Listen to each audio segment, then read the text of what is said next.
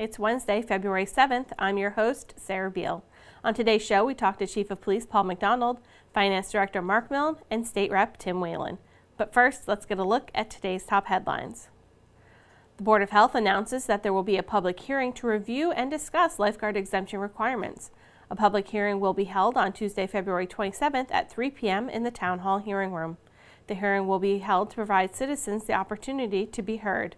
The current requirements for a lifeguard exemption can be viewed on the town website at www.townofbarnstable.us. The Barnstable Youth Commission will again be hosting their Community Prevention Forum and 7th Grade Youth Summit. The Community Prevention Forum will be held on Thursday, March 15th at Cape Cod Community College in the Tilden Arts Center. The public is welcome to attend for a presentation and open discussion with a panel of Barnstable police officers on what the trends are, what you should look for, as well as a Q&A. The 7th Grade Youth Summit will take place the next day, also at Cape Cod Community College, with Dynamic Influence and Kevin Rosario presenting along with BHS Peer Leadership. There will also be presentations by many clubs, sports, and activities available when the 7th graders enter the high school in the fall. The Town of Barnstable Planning and Development Department is accepting proposals for the 2018 Community Development Block Grant Program year. CDBG is a federally funded program from the U.S. Department of Housing and Urban Development to provide affordable housing, economic opportunities, and a suitable living environment to low and moderate income residents. Projects must address at least one of the goals of the 5-year consolidated plan: creation or preservation of affordable housing units or economic opportunities, improvements to public facilities, infrastructure or other public improvements, or provision of services to low-income and special needs populations, including but not limited to homeless persons. Proposed projects that address the goals in the downtown Hyannis neighborhood revitalization strategy area defined in the consolidated plan may be given preference. To be considered, letters of interest must be received in the Planning and Development Department by 4 p.m. on February 28th. Please follow the letter of interest instructions on the town website, townofbarnstable.us/CDBG, and refer to the CDBG application guidebook for more details on the process and eligibility requirements. A public hearing on changes to various permit and program fees that will take effect July 1st for FY 2019 within the Town of Barnstable will be held on February 13th at 10 a.m. in the Town Hall hearing room. Information is available on the town website at townofbarnstable.us or in the town manager's office between 8:30 a.m. and 4:30 p.m. Coming up, Chief of Police Paul McDonald.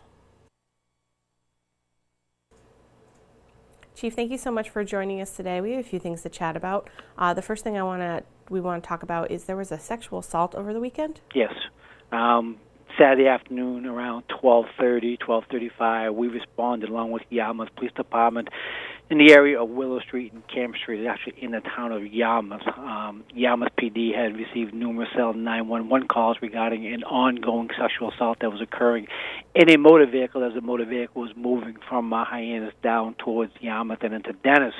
Once they pinged the phone, they were able to identify the approximate location of the phone. They subsequently stopped the vehicle on the side of the road. We responded. We interviewed both the operator and the young female passenger. She was quite distraught. She was extremely upset. When we separated the two, we brought her back to the station where she gave a full statement regarding a sexual assault. You know, this is a young kid. It's a tough situation. She's from Dennis. She lost the phone. She befriended this individual who was,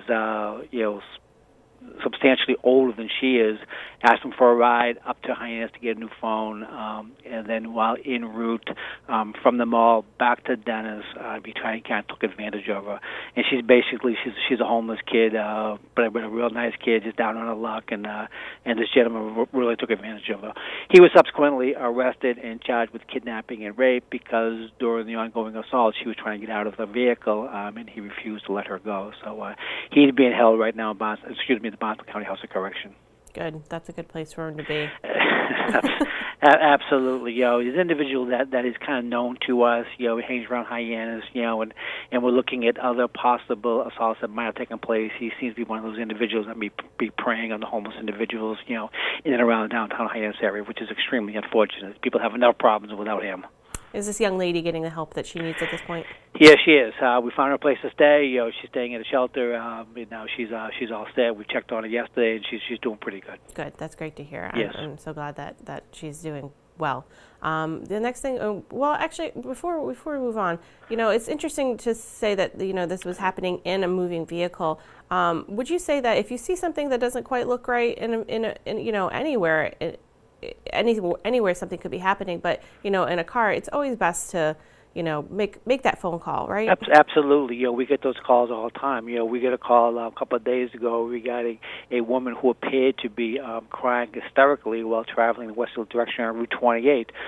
She was being followed by an individual who had a cell phone. They called us. They followed the vehicle. We a couple of miles down the road, we were able to stop her and check on her well-being, make sure she's okay. And unfortunately, she was just coming from the passing of a family member. She was extremely upset. But people do notice that she was upset. She was crying. And, even though it was a moving motor vehicle, they could tell something was wrong, and they called us, and we were able to find her and help her out. So that is key. I always say it's better to be safe than sorry. Absolutely, always call us. Always call us. People that think, should we call? Should we not call? Please call us. That's what we're there for. Wonderful. The next thing we want to chat about is you have some construction going on at the police station. A lot of construction going on here at the PD. The PD is 37 years old. The entire dispatch center is being ripped out. We just went to the enhanced 911 system. We're about to take on the enhanced fire department. So we're upgrading the entire dispatch center. It's been pulled back to the studs, the bare bones. We had to move the 911 system into an adjoining room. We have a temporary setup there. And right now, the room has been gutted, and it's going to be put back together starting tomorrow, and hopefully we have it done by March 1st and up and running by sometime in the middle of April. So, a lot of things happening around here right now. Yeah, but it's great. It's great to hear, and it's very exciting that you're going to have the whole new state-of-the-art 911 system in there. Yep. I've seen what you've had before previously, and anything would be an upgrade from that. It's old. That dispatch center was built in 1981, and over the years, just a hodgepodge of things put in there, and and it just had to be gutted out and start over again. Mm-hmm. And everything's going to be state of the art, brand new. Brand new. Hopefully, it'll last a little bit. Be a little bit more up to date for a little bit longer. Well, to get another 30, 35 years out of it, we'll be in good shape. I think so. The final thing we want to chat about today is you have a new public information officer, Yes. Sergeant Driftmeyer, took over for Sergeant Sweeney last week. Yep. Sergeant Sweeney. Everybody knew Sergeant Sweeney. He was the face and the voice of the BPD for years and years and years. He earned his retirement. He retired about a month ago. We posted the position, and Sergeant Driftmeyer put in for it. Sergeant Driftmeyer is a 25-year experienced police officer with us. His last assignment was he was the crime analyst for the BPD, and for him, he's a perfect fit for us because he reads every single report religiously. He reads the log. He's up on everything that's going on in the police department. He knows all the suspects. He knows the good guys. Knows the bad guys. So he was a perfect fit for us. And we're changing a little bit the way we're going to operate with the PIO. We want all the press releases now to be a written press release to be sent out to the local media group, so we can make a copy of that press release and then put it into our court folder, so we know what was said and what was put out to the press when we actually have to go to court with these cases. That's great. Welcome to Sergeant Driftmeyer and his new position as the public information officer. I look forward to maybe chatting with him sometime in the future about his new role. Anytime, just call him during daytime. Wonderful. Chief, thank you so much for joining us today. I really appreciate it. No problem. Good talking to you. You too. Bye. Okay, bye-bye. My guest today is Chief Police Paul McDonald. Coming up, State Rep Tim Whalen, but first, Finance Director Mark Milne. Mark, thank you so much for joining us today. We have a really interesting document that we're going to talk about today. It is the Comprehensive Annual Financial Report, and the town puts one of these out every year. So let's dig right into what exactly is the Comprehensive Annual Financial Report. Sure. The town's required by charter, state law, and bond covenants every year to have an annual financial statement audit. So what the Comprehensive Annual Financial Report includes is the town's financial statements, along with an independent auditor's opinion on those financial statements. So you think of it like your annual financial audit. Right. That's what it is essentially. However, we take it the extra step and we prepare what's called a Comprehensive Annual Financial Report, which goes a lot more in-depth into the town's financial statements by providing 3 specific sections in the report. One is called, the first section is an introduction section, which includes things like the profile of the community, the services we provide, its organizational structure, local economy, tax base, and things like that.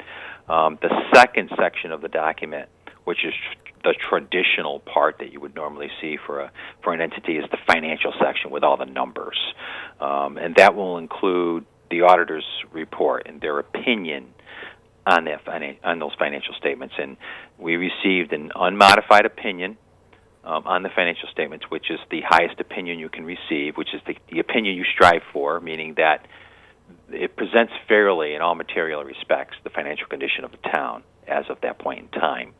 And so you don't want to get a qualified opinion. Qualified opinion states that there's something wrong with those financials.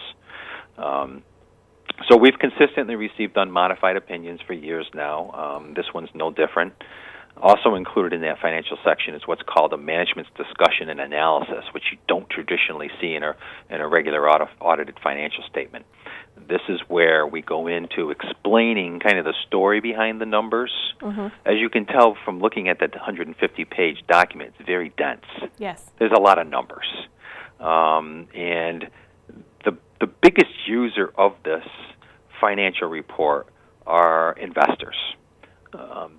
The investment community will grab these financial reports and they'll analyze these. They have all kinds of statistics that they run and comparing communities to one another to determine which communities they want to invest in. So when we go for a bond sale, for example, they're going to ask for these financial reports and they're going to evaluate our financial condition based on all these formulas that they use. So they're the biggest users of these reports, but we're required to produce this document, again, by state law, by the bond covenants that we have, and all the other outstanding bond issues that we have, as well as our charter. Wow. It's a pretty hefty document, and it's not available right now on the town's website, but it will be shortly. You just got it back. The part that I found most interesting, which you talked about, was the introduction in the beginning. The town of Barnstable is really good at, letting the residents know about how exactly the town runs, and I felt like the introduction to this report does a great job of that. Yeah, and that's one of the benefits of a comprehensive annual financial report, or a CAFR, is that it requires an introductory section like that. Mm-hmm. Typically, with your financial statements, you don't receive, and on general purpose financial statements, you don't receive the benefit of an introductory section like that. So the reader of your audit report's not going to really understand how you're organized, who are your principal officers, what's your governmental structure, and so forth. So yeah, it is a good section that highlights all of those features, and it provides there's included in there what's called a letter of transmittal, which is a letter that myself, being the chief financial officer, and the town manager, who is the chief executive officer, we both prepare and sign that letter as part of that introductory section, highlighting some of the, providing some of the highlights of what's included in the report. It's very impressive, and when the report is printed on the website, if anybody has any questions on how the town is run and how it all kind of works, this is going to be a great tool available to people. Now, aside from the introduction, getting into the body of it, is this something that my next door neighbor is going to want to open it up and take a look and read through it, or is it it's pretty heavy in some of the numeral information? Yeah, probably not. Again, because it is so dense. It's mm-hmm. So there's a lot of financial jargon used in the report. Mm-hmm. There are financial terms that the average person's not going to understand. Well, what is that? What's a deferred outflow of sources? Right. Restricted to certain priorities, and so there's a lot of heavy financial terminology. Again, so the report's predominantly used by the investment community, but in the management discussion and analysis, which is included in the financial section, we try to make sense of what all that means. And so that's if a citizen wanted to take a look at this report and try to understand what's behind those numbers, my suggestion would be to go directly to that management discussion and analysis, which begins on page 21, and read that section when looking at the numbers. Because I think they'll get the most benefit out of the report by doing that. Because we try to break it down in layman's terms what this all means, which is another benefit of doing a CAFR. A management discussion and analysis is not required within the general purpose financial statements, but it is required when you're doing a CAFR. Wonderful. And so we try to do. We've been doing a CAFR for 20 years, or over 20 years now, and we want to. We don't necessarily have to do the CAFR, but we feel it's in the best interest of our community to provide them the best financial information and the most transparency we can, and the CAFR does that. Absolutely. The town of Barnstable is very, it's very important that we, make everything open and transparent and everyone knows what's going on. So if you're at all interested in how the finances all work, this is a great document for you to pick up. I know there are some people out there that are very interested in that kind of information. I am not one of them. Yeah. But I know there are people out there that will want to, look through this and read through it and see how it all lines up. You said that this will help with bond sales in the future. Is there, has it been in our best interest to release a form like this or a report like this? Absolutely. It is when we're going out to do a bond sale. Every bond sale has to be rated by a bond rating agency. Part of that rating process is to provide this type of financial information to the rating agencies, and when they see that you're doing a CAFR, that provides you even a stronger credit rating, because they see that the community is dedicated again to providing the most coherent and transparent financial information that it can to not only its citizens but to the investment community. Great. Well, Mark, this is an amazing report that you've put together, and thank you so much for joining us today and letting us know all about it. You're welcome. Thank you. Okay, bye-bye. Bye. My guest today is Mark Milne. He's the finance director here in the town of Barnstable.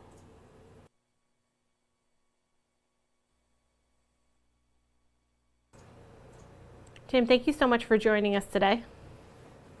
Sarah, it's always a pleasure to speak to you and to speak to your audience as well. Wonderful. And I hope everybody survived the snow that we got a couple of days ago, and we're ready. Summer's coming. It is. It is. Fingers crossed it's right around the corner. You'll excuse me if I sound a little hoarse, a little bit of a cold going on, so but we're soldiering through. Yes, I think everybody's got a little touch of something right now, so just take it easy. We want to talk about, you recently filed a joint bill with a fellow representative, Paul Tucker, about synthetic opioids. What can you tell me about this bill that you filed? Sure. I stay in close contact in trying to keep a finger on the pulse of the opioid addiction crisis, the addiction crisis that's gripping, the Cape as well as many other parts of the state and the country. I stay in regular contact with law enforcement to try and stay ahead of trends because, as we know, with synthetic opioids, formulas change as quick as the weather, and we're constantly playing catch-up to try and stay ahead of the manufacturers of these illicit synthetic opioids. And in so doing, and speaking with our local law enforcers and also speaking with people, families, and people that have a stake in the game of trying to defeat addiction, we discovered that there's a synthetic opioid that has permeated here on the Cape, and it's referred to as U47700. Its street name is either Pink or Pink Death, as dark and gloomy as that name may be. It truly is, Sarah. And Pink is 4 to 8 times more potent than heroin. It is sold by a lab from China. People are going online and they're able to mail order it to their homes from China. And the DEA discovered this back in November of 2016. They added Pink, or again, U47700, to their schedule of controlled substances. So at the federal level, it's controlled. But the federal DEA really only does enforcement for large quantities, like street-level quantities, user quantities, maybe minor trafficking quantities. That's not even on their radar. They leave that to the states to enforce. Problem is, this product, since it's new, it's not prohibited in Massachusetts. So we're dealing with the same issues with this that we dealt with carfentanil. And in dealing with that, I reached across the aisle to my Democrat colleague, Paul Tucker. Again, he's a retired chief of police from Salem, and he's a close personal friend, and he has obviously a strong rooting in law enforcement through his career. So we joint filed a bill, and we've joint filed bills that have been successful dealing with fentanyl. We joint filed a bill on carfentanil, which should be getting reported out very shortly. And we've joint filed a number of bills to deal with the opioid crisis, and they've been warmly received. And I'm proud to say that this bill, which is HD 4486, an act to control certain synthetic opioids, has about 75 legislators that have signed on to it as co-sponsors from both the House and the Senate and both major parties. That means that fully greater than 1/3 of the legislature has signed on in support of this. And now what we have to do is try and get this legs and get it moving.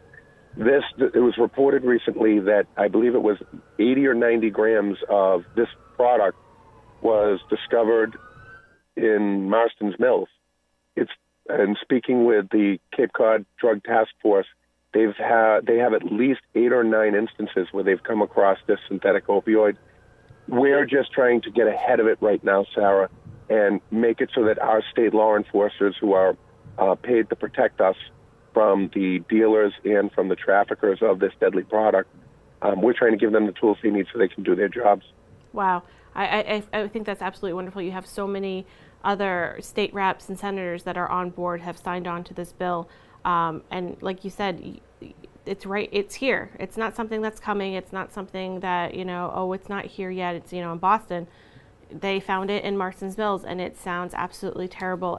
I know that we've talked about this before, is there a way to streamline so that all of these synthetic drugs can be something that are under state purview as far as controlling these substances from coming in and convicting people of selling them and trafficking them? There absolutely is, Sarah, and thank you for bringing that up. Governor Baker filed a comprehensive bill that includes, among other things, that would have the state, instead of us maintaining our own list of controlled substances and controlled narcotics, what we would do instead would be to adopt the federal schedule of controlled substances. However, it would be the federal schedule minus cannabinoids and marijuana and everything that was approved by Question 4 on the 2016 ballot. So we would clearly remove that from the enforcement list on the schedule. The DEA has the great fortune of having a 30,000-foot view, as we say. They are seeing drugs, synthetic narcotics, that are being sent to their labs from all around the country. And I'm going to give you, for instance, there's a synthetic opioid down in the southeast part of the country called Flocka. Flocka right now in many parts of Florida is sending more people to the emergency rooms of their hospitals than opioids. Wow. If you can actually wrap your head around that, and it's spreading. And it's spread like a virus through Florida, now around the southeastern United States. And it's coming this way. Mm-hmm. We still don't have it on our schedule. Carfentanil, which we've had in this state for over a year since it first showed up. Again, Rep. Tucker and I filed a bill immediately once it showed up. But just with our legislative process, it takes us a year or more, at a minimum, to get new substances added. And our population is vulnerable, and our law enforcers are powerless during that period of time. The DEA schedule is flexible, it's malleable, and it's done with a 30,000-foot view, and I fully and entirely support the Baker administration's attempts to do this.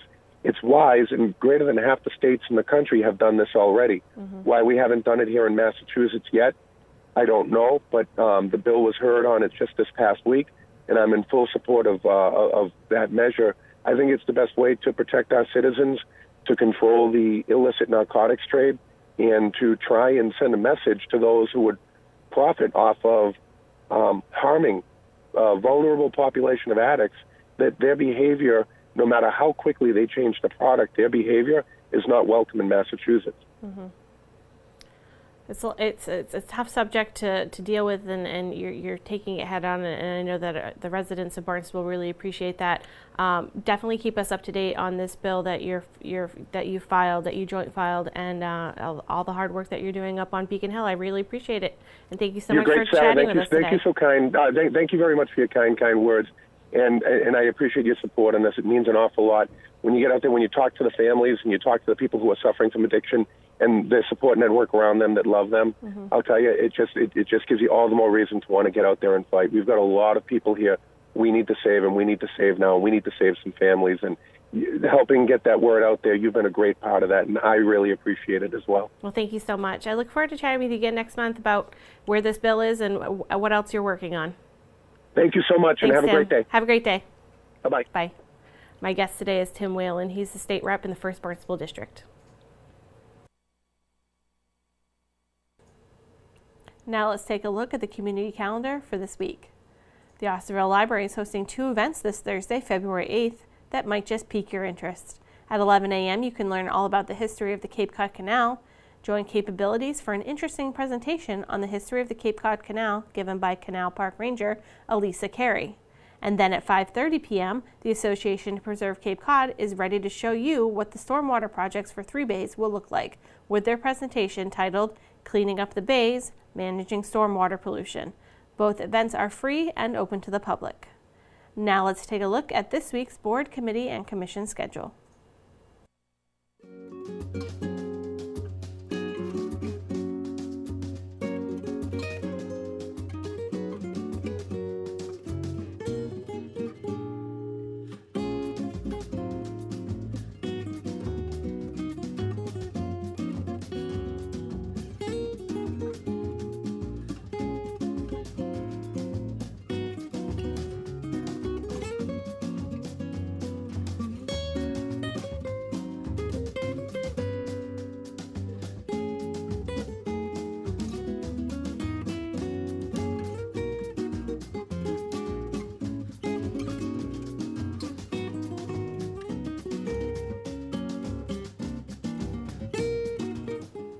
Thank you for joining us today. We'll be back tomorrow with an all-new show. On Thursday's show, we'll check in with Town Manager Mark Ells, Town Councilor Paula Schnepp, and State Rep Will Crocker.